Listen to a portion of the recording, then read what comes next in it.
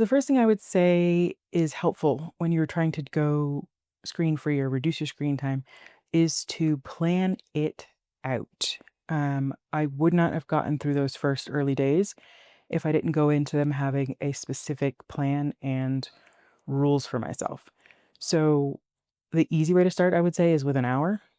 And I know that that sounds, um, maybe too small, and maybe you want to make a big clean break and do 30 days or something like that. I used to start with half days or, work my way up to half days. So an hour, a couple hours, a half day screen free, then a full day screen free, then a full weekend screen free, then a full week. I would do things like that to give myself a way to kind of ease into it. And so starting with an hour, if you're super, super attached to your phone, is a big deal. It is because we can just be so used to having it always there in our pocket, always answering any notification, always reading whatever text message comes through. Like it's just an hour can feel like a long time. So I would say start with an hour. Start with 2 hours after that, 3 hours. Work your way up based on where you are and what you feel comfortable with. And then the other thing that's very helpful is to put rules around that hour, right? So it doesn't really help to do an hour, in my opinion, take this or do as you wish. But for me, it wasn't helpful to take an hour off of my phone, but then watch YouTube for an hour. Like I was still consuming content or something. So I would give myself specific rules like no phone, no music, no screen, like nothing for an hour, okay? Or for a half day or whatever the amount of time is. But I would get very specific with what I was allowed to do and what I was not allowed to do because I didn't want to just replace being on my phone with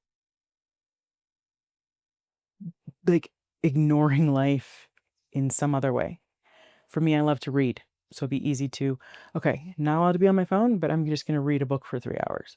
Well, I'm still disappearing from real life. I'm still not facing the fact that I'm afraid to sit with my thoughts or uncomfortable with being non-stimulated, right? Like there was this discomfort in the beginning because it came from just always being entrenched in something else. So I would be very specific and give myself rules, not a whole, long list, but just some rules on what I was allowed to do and what I was not allowed to do.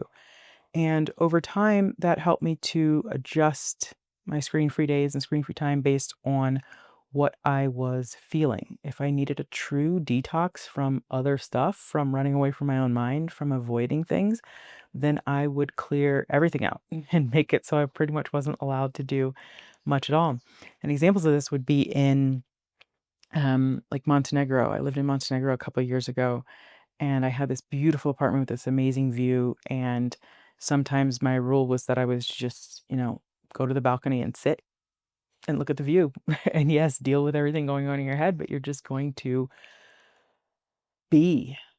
And that can be super, super hard. You know, I think we went from, our ancestors and not having all the stimulation to having way too much in just such a short period of time that our brains haven't caught up with it yet. And I remember kind of after COVID being like, or during and after COVID being like, this is just insane. This is too much. Like, I can't continue to live this way.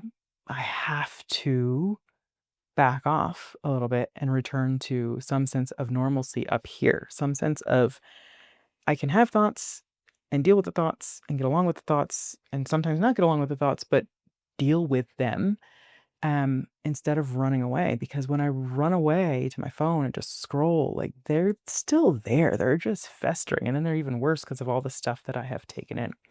So, anyway, back to Montenegro.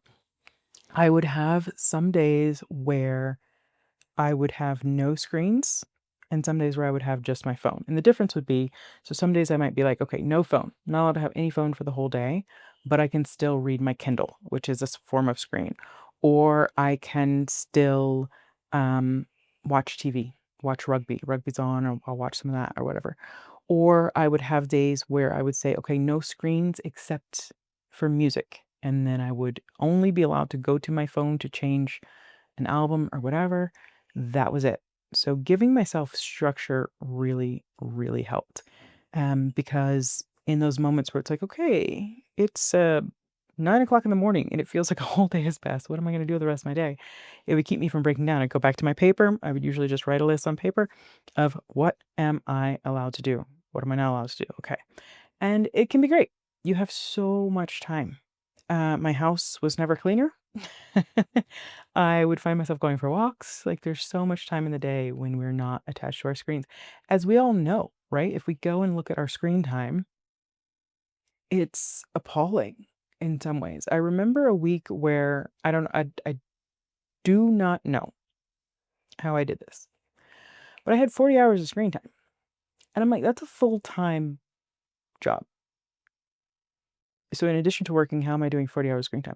To be fair, I don't like how screen time calculates, at least on an iPhone.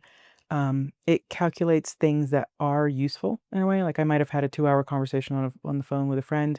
I might have read um, on the Libby app from my library for 4 hours.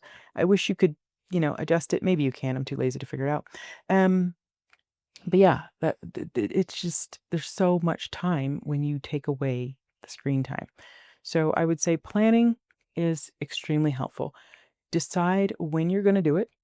Decide a time that is useful. Maybe you wake up one day and it's gray outside and you haven't touched your phone yet and it's raining and you're like, you know what? I'm not really doing anything today. So sit down and make yourself a list, and set the time 3 hours. I'm not going to use my phone. Go put it in a drawer somewhere or whatever, whatever, whatever. And then give yourself, a plan for what you're going to do instead. Maybe it's clean the house. Maybe it's go for a walk. I just said it was raining. Never mind. But just give yourself some kind of roadmap to get through those 3 hours or that half day or that full day. Um, for me, it was very important to have an exact list of what I'm allowed to do, what I'm not allowed to do, and to think it out in advance. And I have done full screen free days, which means no phone, no TV, no music, because that will require, going to the screen, turn it on, no laptop, and no Kindle. I've done days where I'm like, okay, Kindle is acceptable. I've even, if you want to get more advanced down the road, I do not recommend this in the beginning, but I have done no reading days either. So I'm not allowed to read, use my phone, use the TV, use my laptop. I think I already said read. I don't know. I'm not allowed to do any of that stuff. So then you're left with, okay, what am I going to do? And for me, that comes out in different ways. It's doing puzzles. It is going for a walk. It is journaling. It is just playing. One day I literally had to look up, I hadn't played solitaire in so long. I had to look up the rules for solitaire and I wrote them down on a piece of paper. I spent several hours playing solitaire because there was so much time in the day. So yeah, that's my best advice for starting out, I think, is have a plan. Give yourself some very good rules and some structure and start small and then stretch the time as you go. That's all I got for now. Thanks for watching.